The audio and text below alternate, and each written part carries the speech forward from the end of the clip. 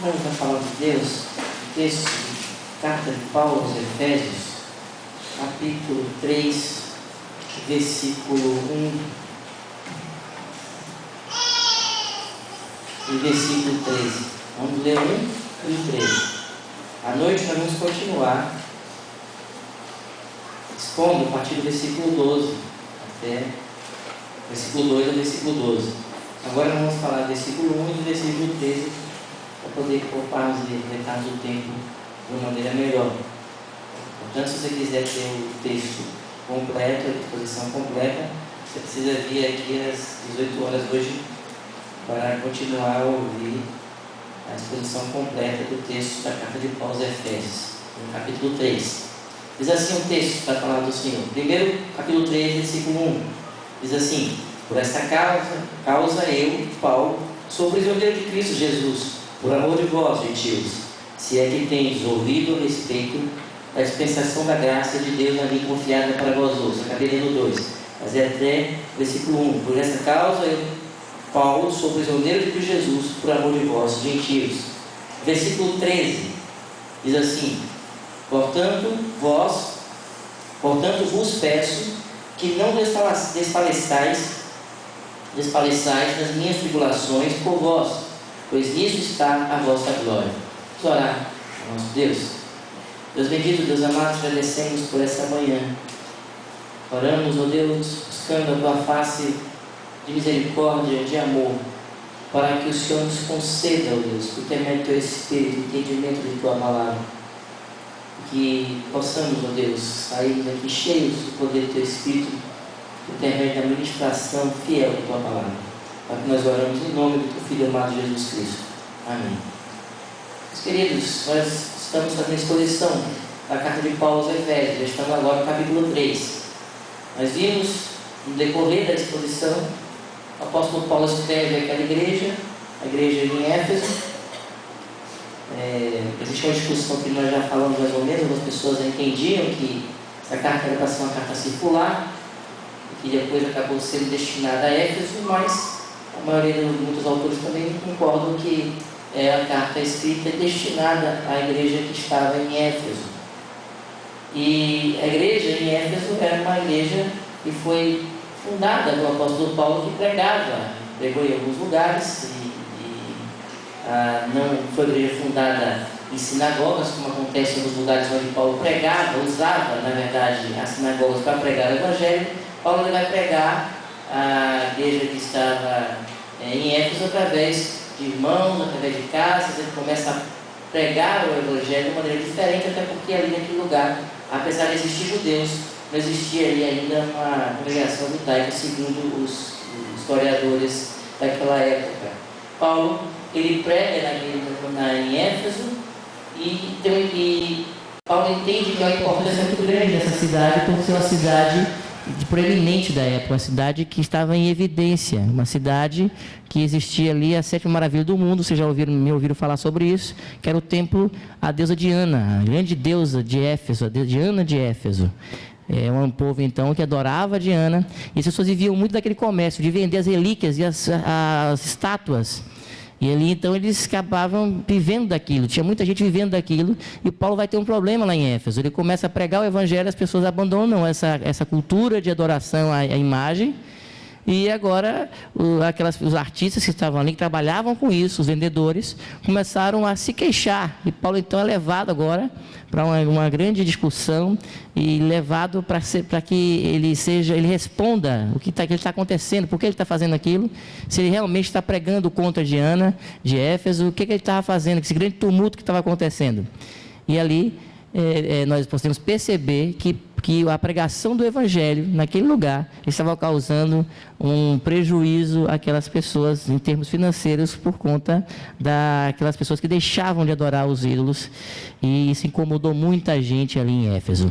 Éfeso vai ser uma igreja importante, vai ser citada em Apocalipse, nós já vimos, e o apóstolo Paulo, quando escreve a carta a Éfeso, em 62 a 64 depois de Cristo, ele estava provavelmente na sua prisão domiciliar. Alguns dizem que está lá em Atos 28, outros acreditam um pouco antes, que é a ideia de Paulo estar preso em Roma, e ele escreve essa igreja lá de Roma. Paulo escreve aos santos que estavam em Éfeso, aqueles que foram separados. Santo significa a palavra separado, foram separados por Cristo Jesus, são fiéis em Cristo Jesus, ou seja, são aqueles que estão firmes em Cristo Jesus. Então, primeiramente, ele adora a Deus por isso, porque Deus está fazendo uma obra maravilhosa na igreja. Depois, ele ora para que Deus dê entendimento a essas pessoas daquilo que está acontecendo.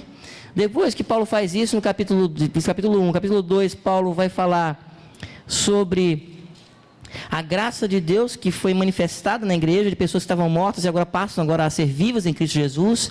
Paulo diz que todo mundo nasce dos seus delitos e pecados, e nós somos salvos pela graça, ou seja, o favor imerecido, pela graça sois salvos, mediante a fé. Isso não vem de vós, é dom de Deus, não de obras, para que ninguém se glorie, pois somos feitura dele, criados em Cristo Jesus para as boas obras, as quais Deus de antemão preparou para que andássemos nelas.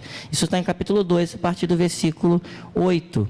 Paulo então agradece a Deus pela salvação imerecida. É Deus que nos salva, é Deus que nos redimiu, Deus nos salvou da escravidão, diz Paulo. Ele nos resgatou, nós éramos escravos, ele nos resgatou, houve a redenção, houve a remissão de pecado, ele nos purificou através de Cristo Jesus. E Paulo vai então escrever essa carta e trazer um tratado aqui maravilhoso de eclesiologia, ou seja, a doutrina da igreja. Paulo mostra como a igreja ela é formada, e ele está trazendo que essa igreja é um corpo, e o cabeça desse corpo é Cristo. Não é nenhum homem, mas é Jesus Cristo, que é o cabeça dessa igreja. E quando Paulo começa a traçar essa ideia da essência, natureza da igreja, o apóstolo Paulo exalta a pessoa de Cristo e mostra também a obra maravilhosa do Espírito Santo de Deus. E o Espírito Santo que está aplicando essa obra redentora no coração de cada irmão que estava ali. E a partir então do versículo 11, que nós vimos domingo passado, até o versículo de número 22, o apóstolo Paulo agora diz que a igreja é tão maravilhosa, é algo tão precioso, que Deus conseguiu unir aquilo que era humanamente impossível. Duas coisas Deus fez. A primeira coisa que Deus fez foi unir o homem que estava em rebeldia contra Deus, que estava debaixo da ira de Deus, segundo o próprio texto de Efésios. Este homem que estava alheio às alianças contra Deus, Deus uniu em Cristo Jesus, trouxe esse homem para agora religar, verdadeiro religar, que as pessoas falam tanto aí, gostam de usar essa expressão. Verdadeiro religar é quando em Cristo Jesus nós somos religados a Deus. A única forma de nos achegarmos a Deus é através de Cristo, e Paulo fala sobre isso. E ele fala que aqueles gentios, aqueles homens que não eram judeus, foram religados por Deus. Eles eram alheios à aliança, estavam sem Deus no mundo, diz Paulo em Efésios capítulo 2. Estavam sem Deus no mundo, sem nenhuma esperança, estavam longe. Deus fez o quê? Deus aproximou essas pessoas. Aqueles que estavam longe agora foram aproximados em Cristo Jesus. Aqueles que estavam longe da aliança que foi proferida e pregada aos profetas e àqueles que estavam no Antigo Testamento, aos judeus, aqueles que estavam ouviram essa mensagem da aliança. Eles conheciam a aliança, mas tinham pessoas que não conheciam essa aliança e não participaram dessa aliança, que eram gentios. Aí o apóstolo Paulo diz: em Cristo Jesus nós estamos na mesma aliança, nós entramos em aliança com o Senhor. Nós que não matamos cordeiro, agora temos o cordeiro, que é Jesus Cristo, morto na cruz. Nós que não esperávamos um Messias, agora temos o Messias que veio, que é Jesus Cristo. E Paulo então mostra agora essa união entre o homem e Deus por intermédio de Jesus. Mas a segunda coisa que Paulo une, que humanamente também é impossível, são povos que se odeiam, principalmente o judeu, que odiava os gentios. A gente vê aí tanta briga aí da Palestina, para a briga de Israel. E a única forma que a gente pode entender de uma união verdadeira é a união em Jesus Cristo, por intermédio do ministério de Jesus Cristo. E aí Paulo diz: a barreira, o muro que nos separava agora foi quebrado em Cristo Jesus. Em Cristo Jesus nós estamos unidos a um só povo, um só corpo, porque por ele ambos temos acesso ao Pai em um Espírito. Versículo 19 do capítulo 2 diz: assim já não sois estrangeiros e peregrinos, mas concidadãos dos santos, e sois da família de Deus, edificados sobre o fundamento dos apóstolos e profetas, sendo ele mesmo, Cristo Jesus, a pedra angular, no qual todo edifício bem ajustado cresce para o santuário dedicado ao Senhor, no qual também vós juntamente estáis sendo edificados para a habitação de Deus no Espírito. Aí Paulo diz: olha, vocês tinham um santuário lá, não é? Os judeus têm o seu santuário, o Santo dos Santos. Agora nós somos o santuário de Deus. A igreja não é mais templo de pedra, nós somos o santuário de Deus. Que coisa linda que Paulo fala. Que maravilha que Paulo diz. Ele diz que agora não precisamos mais ser inimigos uns dos outros, inimigos do judeu e inimigos dos gentios. Não podemos mais ter essa inimizade, gentios e judeus, nós que somos gentios aqui hoje, porque nós temos por um só Espírito, o Espírito Santo de Deus, estamos unidos a um só corpo, e nós não somos mais de fora, de longe do pátio, aquele pátio que ficava separado dos gentios. Nós estamos agora na família de Deus, somos da família do Senhor, temos um só Pai que é Deus. Isso é a maravilha que Paulo está dizendo, que Deus está construindo a sua igreja, através da obra do Filho, aplicada pelo poderoso Espírito Santo do nosso Senhor. É o Espírito que faz tudo isso. E ele diz que tudo isso foi feito numa pedra diferente, um fundamento diferente. Ele usa uma linguagem de construtor para dizer: o fundamento não é mais um fundamento de engenharia, não, ou melhor, a engenharia do Espírito, porque o fundamento é na doutrina dos apóstolos e na doutrina dos profetas. É esse fundamento. E a rocha é aquela que jamais vai quebrar. A rocha é Cristo. Ele é a rocha verdadeira, a verdadeira pedra onde Deus construiu a sua igreja. Após falar sobre isso, meus irmãos, nós vamos falar do versículo 1 e versículo 13. O apóstolo Paulo diz assim, por esta causa, capítulo 3, versículo 1, agora acompanhe comigo. Capítulo 3, versículo 1. Paulo diz assim: por esta causa eu, Paulo, sou prisioneiro de Cristo Jesus por amor de vós, gentios. E Paulo vai usar muito assim, eu, vós. Paulo está falando da igreja, daqui a pouco parece que Paulo faz uma digressão.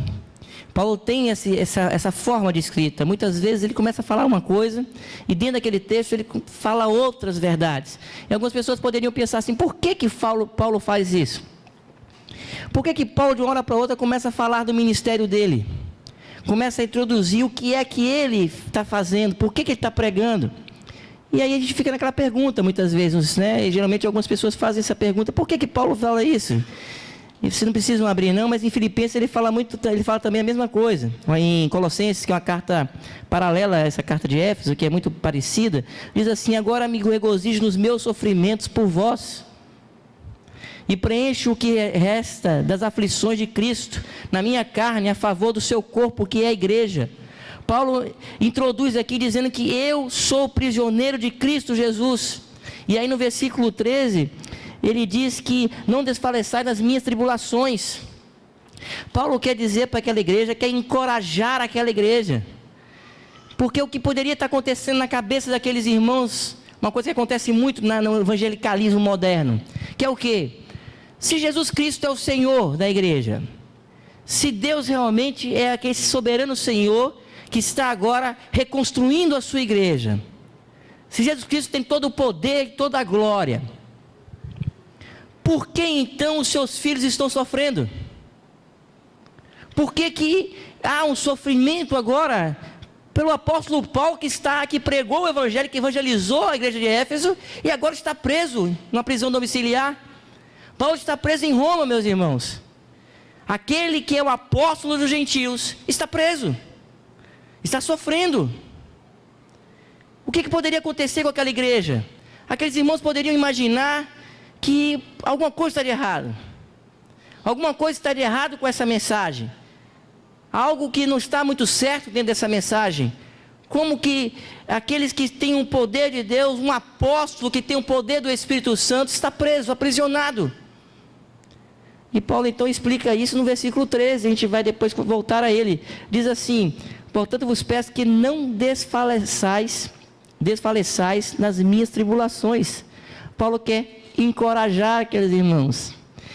Ele não quer que aqueles irmãos olhem para a sua tribulação, para o seu sofrimento. Pelo contrário, olha o que ele diz: eu sou prisioneiro por amor de vós. Ele é prisioneiro de Cristo por amor de vós. O que Paulo então quer mostrar aqui?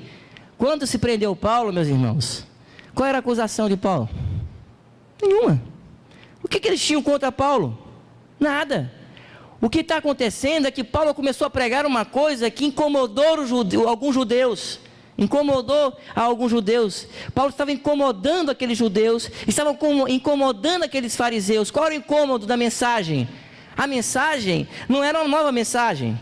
Não era uma mensagem que as pessoas não conheciam em relação, por exemplo, aos gentios. Desde Abraão, em Gênesis capítulo 12, versículo 1 a 3, diz assim, que em ti serão benditas todas as famílias da terra. O povo judeu seria um canal de bênção em Abraão, seria um canal de bênção para todas as nações da terra. Então qual é a novidade da mensagem de Paulo? Qual é a novidade dessa mensagem? A novidade é que os judeus se colocavam como aquele que era um canal de bênção, que eram aqueles que receberam a mensagem de Deus, mas eles não entendiam aquilo que Deus estava fazendo por intermédio do Espírito Santo, por intermédio de Jesus Cristo, que era o quê? Unir os judeus aos gentios em uma só igreja. Esse é o grande mistério que Paulo vai revelar aqui. Deus está construindo uma igreja onde gentio e judeu não tem diferença. E foi por isso que Paulo foi preso. Se vocês se lembrarem, em Atos, Paulo ele entra lá no templo com um convertido lá, um gentil, e ele agora, há um grande tumulto ali, porque Paulo levou um gentil para um lugar que ele não poderia entrar, e as pessoas querem ali prender Paulo, querem acusar Paulo por conta disso.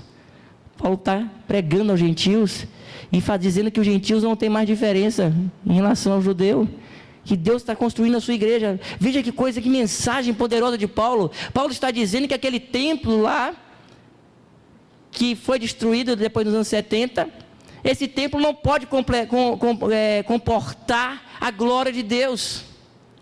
Não é isso que Deus fala? Que ele não habita em templos feitos por mãos humanas. Ele não pode comportar a glória de Deus. Os judeus estavam pensando em templo, onde Deus está, onde eu devo adorar. Os samaritanos perguntavam. E Paulo está dizendo, Ele agora habita em vós. Ele agora está transformando pessoas em templo do Espírito Santo. Mais ainda, Ele está transformando gentios que eram considerados impuros em templos do Espírito. Isso chocou os judeus. Isso é uma mensagem que levou Paulo à prisão. Por isso que Paulo fala, eu não sou prisioneiro de Nero. Eu não sou prisioneiro de Pilatos. Eu não sou prisioneiro de nenhum governante. Eu não sou prisioneiro de nenhum homem, de nenhum soldado, de nenhum exército. Eu sou prisioneiro de Cristo. De Cristo. Paulo então mostra que a verdadeira prisão dele, ele estava preso por causa de Cristo Jesus. Por isso que ele é prisioneiro de Cristo. Ele estava preso literalmente. E ele está preso porque ele está pregando Cristo crucificado. Escândalo para os judeus, loucura para os gentios. Paulo está pregando Cristo. Isso fez com que ele fosse levado à prisão, que ele fosse aprisionado. Mas Paulo também diz assim, olha, por amor de vós, gentios, por quê? Porque foi através do ministério da pregação aos gentios que ele foi levado à cadeia. Ele foi levado à prisão por causa do amor que ele tem aos gentios, aqueles que Deus chamou Paulo para pregar aos gentios. Então ele ama aquele povo, ele ama aquelas pessoas que estão perdidas, ele está buscando evangelizá-las. E é por amor dessas pessoas que ele está preso. Ele está preso. E ele então lhe diz, olha, eu não sou prisioneiro de ninguém, sou prisioneiro de Cristo. É interessante fazer um paralelo com Jesus. Jesus diz, não tem autoridade nenhuma. Não tem autoridade nenhuma, nem autoridade seria dada você teria se do céu não fosse lhe dada. Quando Jesus é preso. E Jesus é preso também por quê? Porque sem nenhuma culpa. Ele não foi culpado de nada, mas ele foi aprisionado e foi levado à cruz. Paulo agora está dizendo, qual é a minha culpa? Minha culpa é porque eu amo vocês, eu amo Jesus. Eu fui preso por essa mensagem, a mensagem de Cristo, que Cristo está formando a sua igreja, de todos os povos, todas as raças, todas as nações, sem acepção de pessoas, todos os povos adorarão a Deus. É isso que Paulo está pregando, mas Paulo está pregando uma coisa maravilhosa, ele está dizendo que essa igreja será unida num só templo, nós somos o templo do Espírito Santo de Deus. Mas veja que Paulo diz o seguinte, meus irmãos, vamos lá para o versículo 13. Portanto vos peço que não desfaleçais nas minhas tribulações por vós, pois nisso está o quê? A vossa glória. Como que teria glória para aqueles irmãos na prisão de Paulo? Mas aqui vem a mensagem do cristianismo, uma mensagem maravilhosa do cristianismo. Jesus diz que nós também temos que, não é só as alegrias da salvação, mas tem os sofrimentos que vêm da salvação. Também importa que nos gloriemos em padecer em Cristo. Os apóstolos, quando foram presos em Atos, João, Pedro, foram presos e foram açoitados, eles começaram a glorificar a Deus, saíram da prisão e disseram que começaram a glorificar a Deus, porque foi importante para eles serem açoitados pelo nome de Jesus. O apóstolo Pedro disse que a gente não deve ser acusado de nenhuma coisa ilícita, mas quando nós sofremos por amor de Jesus, a gente deve se alegrar. A gente não deve estranhar o fogo ardente que cai sobre nós, que é para nos provar, que é nos testar.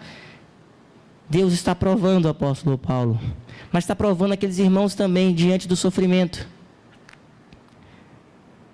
Paulo está mostrando que o sofrimento dele, aquela prisão que estava acontecendo com ele, está redundando em glória para aqueles irmãos que estavam em Éfeso.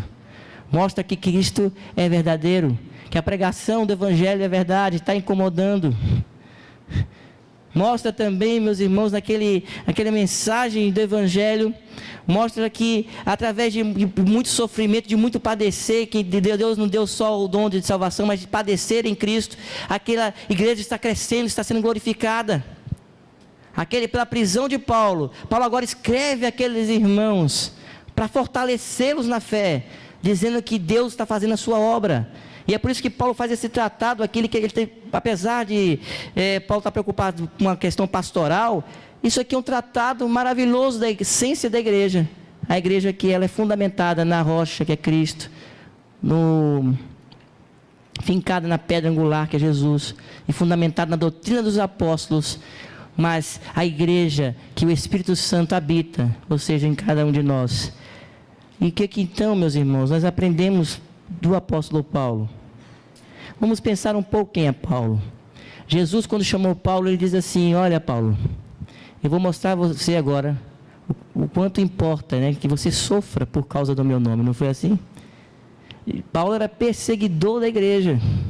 Quando Deus iluminou os olhos de Paulo, que ele ficou cego e depois foi aberto os olhos dele, Paulo agora passa a ser perseguido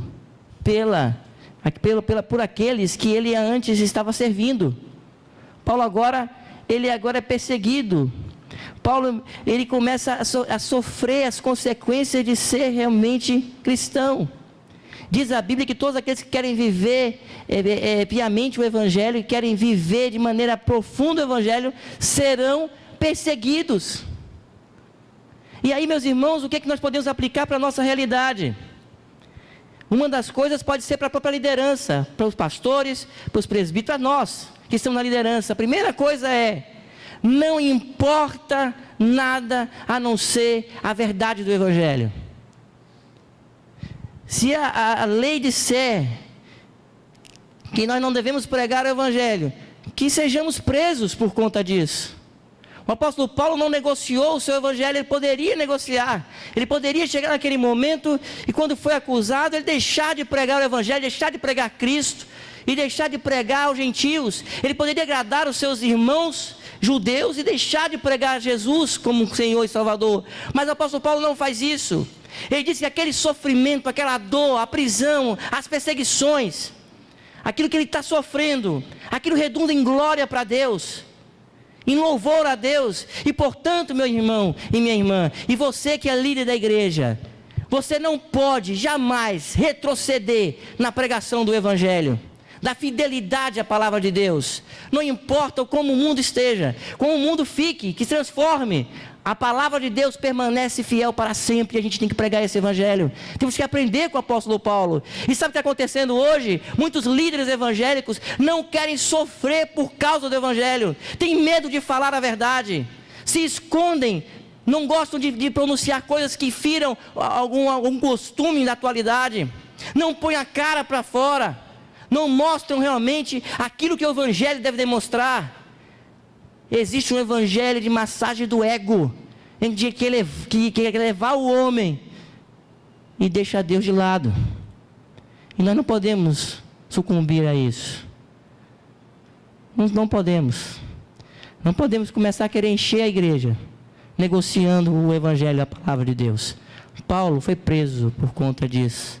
Muitas pessoas, os historiadores dizem que a igreja foi construída em cima do sangue dos mártires. Muitas pessoas morreram, meu irmão, para que o evangelho estivesse aqui para nós hoje no Brasil. E sabe o que acontece com a gente? A gente não quer sofrer nada. Estamos vivendo uma sociedade, aquilo que todo mundo fala aí, você já ouviu falar, uma sociedade hedonista que vive pelo princípio do prazer, só quer o maior prazer, não quer sofrer, não quer passar por provações, não quer ter sofrimento algum, né? Pare de sofrer, é o discurso que tem por aí. Mas o Evangelho mostra que importa padecer pelo nome de Cristo. Todos que querem viver fielmente a palavra de Deus sofrerão, diz o Evangelho. Padecerão, porque serão perseguidos. A sua perseguição não é a prisão em Roma, não. Sabe qual vai ser a perseguição aos líderes? É você que está aqui nessa manhã. É pessoas que vão chegar no seu trabalho pedindo que você negocie a moral, que você negocie alguma verdade, que você negocie, por exemplo, um jovem negocie sua castidade, porque é coisa ultrapassada, antiga, que você só negue imposto, porque isso aí pode fazer isso. Que você naquele momento lá se esconda no seu trabalho, na sua faculdade, na sua escola. Você fica escondidinho lá para ninguém saber que você é cristão, porque você tem vergonha do Evangelho. E Paulo disse: eu não me envergonho do Evangelho, porque é poder de Deus para a salvação de todo aquele que crê. Primeiro do judeu e depois do bárbaro, do gentil. Ele não se envergonha do Evangelho. Mas existem pessoas, e quem sabe você esteja dentro desse grupo, que tem vergonha do Evangelho. Tem medo, acha que ser crente é ser ignorante, ser tapado, ser alienado. E aí você fica com vergonha, escondidinho. Meu irmão, saia da sua toca, saia da sua zona de conforto e prega o Evangelho. Aprenda com o apóstolo Paulo. Vamos seguir o exemplo deste homem de Deus, que não usou a sua vida como importante, não achou que sua vida era importante. Ele disse que para mim, olha, o morrer é lucro, o viver é Cristo e morrer é lucro. Ele considerou tudo refúgio, lixo, em comparação à sublimidade de seguir a Jesus Cristo. Você consegue fazer isso? Você consegue, meu irmão? As pessoas estão achando que ser crente hoje é diferente daquele dia, e aí vivem de qualquer jeito. O apóstolo Paulo diz: eu sou prisioneiro de Cristo. Quem dera nós fôssemos prisioneiros de Jesus Cristo, no sentido de estarmos aprisionados a esse amado Senhor Jesus. Quem dera que pudéssemos falar isso. Não estou querendo que ninguém fique preso aqui de cadeias, mas que nós fôssemos presos na liberdade de servir ao nosso Senhor Jesus. Que coisa maravilhosa seria. Para você que está aqui hoje, nessa manhã, você tem que entender também que os seus sofrimentos, se for por causa do Evangelho, é um sofrimento bem-vindo. Não é que o crente é masoquista e gosta de sofrer. Não é doença. Não é aquela coisa que eu gosto de sofrer. Não é isso não. É que quando você está sofrendo no seu trabalho, porque você está sendo perseguido, porque você é crente, você não recebe uma promoção porque você é crente, porque você é fiel, porque você quer só falar a verdade, porque você não mente para as pessoas, porque você não engana ninguém, porque você não trapaceia, porque você não cola na sua prova, você não dá cola para ninguém, não dá pesca, né? Que é pesca aqui em Salvador, né? Pesca. Porque você é uma pessoa correta diante de Deus, e você começa a ser perseguido. Você não pode falar o nome de Jesus. Quando você fala o nome de Jesus, as pessoas começam a ridicularizá-lo. Quando você sofre por isso, você dizer glória ao Senhor, porque isso mostra que eu realmente estou servindo a Deus, mostra que eu estou sendo fiel a Deus, porque eu estou incomodando. O pior crente é aquele que não incomoda ninguém, aquele que fica ali escondidinho.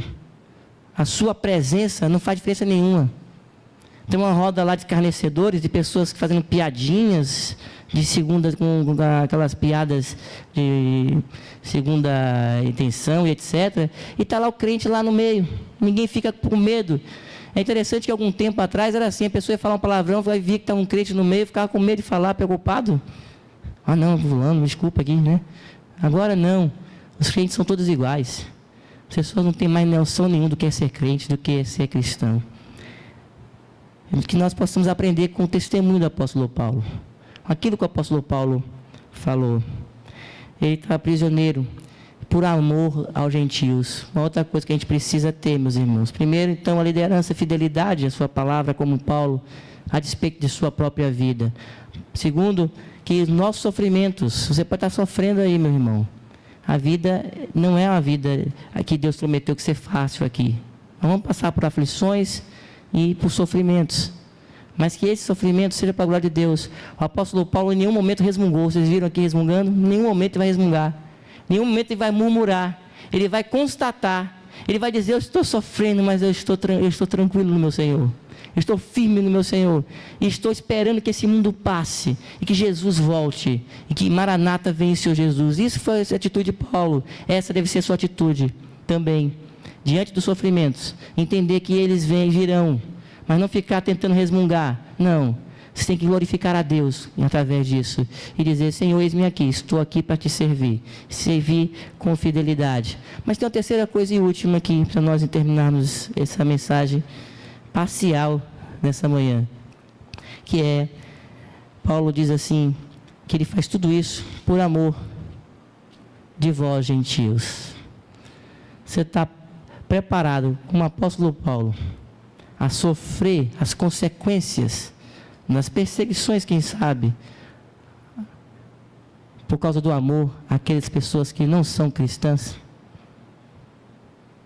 Paulo tinha um amor muito grande, tanto aos judeus, que ele disse que quer que risque o nome dele lá, ele quer ser maldito para que os seus irmãos não se percam, como também amor aos gentios. Sabe por que muitas vezes nós não evangelizamos as pessoas? Porque nós não as amamos. Nós não temos mais amor ao próximo. Nós não temos amor ao próximo. Amar a Deus sobre todas as coisas e ao próximo como a ti mesmo é o mandamento. Jesus resume, esses são os principais. Se resume toda a lei e os profetas, nós lemos nessa manhã. Mas as pessoas não amam mais as outras. E Paulo amava a ponto de estar pronto para ser preso, ser aprisionado por amor daqueles irmãos. E possamos também estar prontos para tudo. Sofremos a consequência de sermos considerados filhos de Deus. E quem sabe você hoje possa ser libertado da escravidão do pecado e aprisionado à liberdade de Cristo. Esse é o meu desejo para você também que veio nessa manhã aqui e ouviu o Evangelho. Que o Evangelho do nosso Senhor e Salvador Jesus Cristo, por intermédio do Espírito Santo que está formando a sua igreja, ilumine o vosso coração e lhe dê o entendimento da sua palavra. E você saia daqui dizendo: eu estava aprisionado na escravidão do pecado, agora estou aprisionado na liberdade de servir a Jesus Cristo. Que Deus nos abençoe.